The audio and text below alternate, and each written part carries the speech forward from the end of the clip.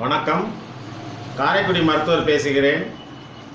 இந்த டைட்டில் பார்த்தீங்கன்னா, குழந்தை பிறந்ததிலிருந்து 5 மாதம் வரைக்கும் உள்ள ஃபுட் சார்ட். அதாவது சொல்லப்போனால் இப்படியெல்லாம் ஒரு தலைப்பு தேவையே இல்லை. பல கேள்விகளில் பல பதில்கள், பல சந்தேகங்களுக்கு நான் சொன்னது தான். பட் இருந்தாலும் மெசேஜ் மேலே கமெண்ட்ஸ் என்ன சொல்கிறாங்கன்னா, பிறந்ததுலேருந்து 5 மாதம் வரைக்கும் உள்ள ஃபுட் சார்ட் சொல்லுங்கள் சார், அப்புறம் 5லேருந்து 1 வயசுக்கு உள்ள ஃபுட் சார்ட் சொல்லுங்கள் சார், அப்புறம் அதுக்கு மேலே உள்ள ஃபுட் சார்ட் சொல்லுங்கள் சார்னு வரதுனால சரி தனியாக போட்டுருவோம் அப்படிங்கிறது தான் என்னுடைய கருத்து. இப்படி தேவையில்லைன்னு நான் நினைக்கிறேன். ஆனால் பிறந்ததிலிருந்து 5 மாதம் முடியும் வரைக்கும் உள்ள ஃபுட் சார்ட் அப்படின்னு நீங்கள் எடுத்துக்கிட்டிங்கன்னா, தெளிவாக நான் சொல்கிறத மட்டும் ஃபாலோ பண்ணுங்கள். அதை தாண்டி நீங்கள் வேறு ஏதாவது பண்ணிங்கன்னா கண்டிப்பாக குழந்தையினுடைய ஜீரண மண்டலம், டைஜஸ்டிவ் சிஸ்டம் கண்டிப்பாக பாதிக்கப்படும். அதை கவனிச்சுக்கோங்க.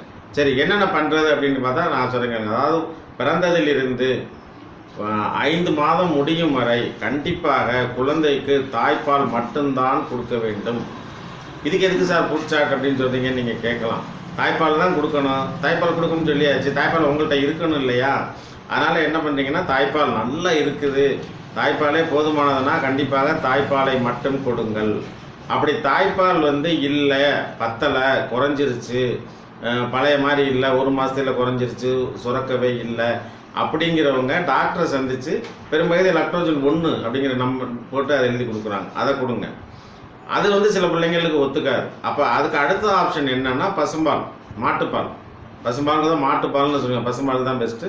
பசும்பால் கொடுங்க. சரி, பசும்பால் எப்படி கொடுக்குறதுன்னா, இப்போ 1/2 லிட்டரு பால்னா கிட்டத்தட்ட 1 லிட்டர் தண்ணி, 1/2 லிட்டருக்கு 1 லிட்டர் 1.25 லிட்டர் கூட தண்ணி சேர்த்து சிம்மில் வச்சு நல்லா காய்ச்சிட்டு நல்ல தண்ணியாக கொடுங்க. அதாவது குழந்தைக்கு கூட ஒரு நேரம் கொடுத்தாலும் பரவாயில்ல, தண்ணி அதிகமாக சேருங்க. அதான் நல்லது. குழந்தைக்கு பச்சையாக வெளியே போகாது, வெள்ளையாக வெளியே போகாது, செமிக்காமல் வகுத்த வலிக்காது. அதனால் 1/2 லிட்டருக்கு 1 லிட்டருக்கு மேலே தண்ணி சேர்த்து சிம்மில் வச்சு நல்லா வற்ற வச்சு கொடுங்க பசும்பால்.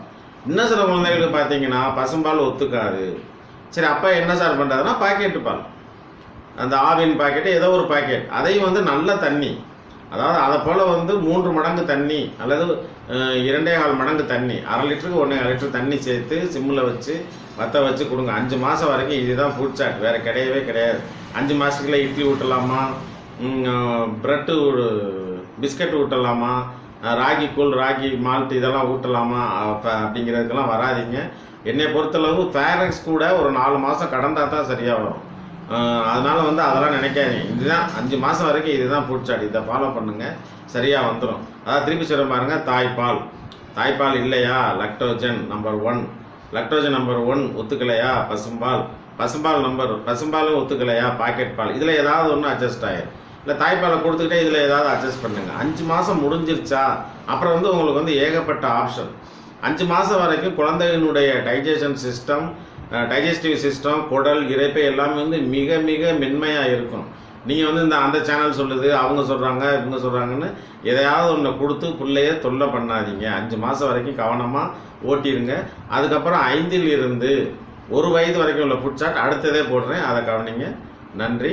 அதாவது அறிவோம் சேனலை லைக் பண்ணுங்கள், ஷேர் பண்ணுங்கள், சப்ஸ்கிரைப் பண்ணுங்கள்.